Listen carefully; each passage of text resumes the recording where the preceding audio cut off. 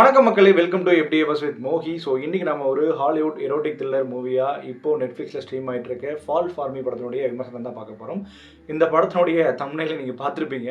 So படத்தில் மேட்டரில் தான் படமே இருக்குது அப்படின்ற மாதிரி. ஸோ இது கண்டிப்பாக 18+ மட்டுமே பார்க்கக்கூடிய ஒரு படம். ஸோ இந்த படம் எப்படி இருக்குன்றதை இந்த ரிவ்யூவில் பார்ப்போம். ஸோ ரிவ்யூக்கு போகிறதுக்கு முன்னாடி இந்த ரிவ்யூ உங்களுக்கு பிடிச்சிருந்தா மறக்காமல் லைக் பண்ணுங்கள், கமெண்ட் பண்ணுங்கள், ஷேர் பண்ணுங்கள், சேனலை சப்ஸ்கிரைப் பண்ண மறந்துடாதீங்க. ஸோ வாங்க நம்ம ரிவ்யூக்கு போகலாம்.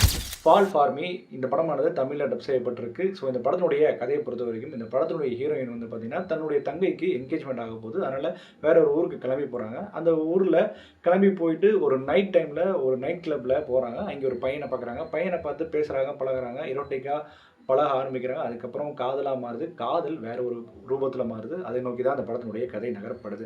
ஸோ இந்த படத்தினுடைய பாசிட்டிவ் அண்ட் நெகட்டிவ் பொறுத்த வரைக்கும் பார்த்தீங்கன்னா பெருசாக இந்த படத்தில் பாசிட்டிவ்லாம் இல்லை. பட் பர்ஃபார்மன்ஸ் வைஸாக நல்லாவே நடிச்சிருந்தாங்கன்னு சொல்லணும். அதுமாதிரி இந்த லொக்கேஷன் காட்டப்பட்ட விதம் ஒரு சின்ன ஒரு ட்ராவலாகவே பண்ணலான்ற மாதிரியான லொக்கேஷன்ஸ்லாம் இருக்கும். அதுமாதிரி இந்த என்கேஜ்மெண்ட் போர்ஷன்ஸ், அப்புறம் டுவர்ட்ஸ் கிளைமேக்ஸ், இதெல்லாம் பார்க்கும்போது நல்லா இருந்தது. முக்கியமாக இந்த படத்தில் எரோட்டிக்கான சீன்ஸ் நிறையா இருக்குது. மேபி இந்த எரோட்டிக் சீன்ஸ் பார்க்குறவங்களுக்கு பிடிக்கிறதுக்கான வாய்ப்புகள் இருக்கலாம் இந்த படத்தில். ஸோ மற்றபடி இந்த படத்தில் சொல்லக்கூடிய அளவுக்கு எதுவுமே பெருசாக சுவாரஸ்யமான ஸ்டோரியோ இல்லை சுவாரஸ்யமான கதைகளமோ இல்லை சுவாரஸ்யமான ட்விஸ்ட் அண்ட் டர்ன்ஸோ அந்த மாதிரிலாம் எதுவும் படத்தில் இல்லை.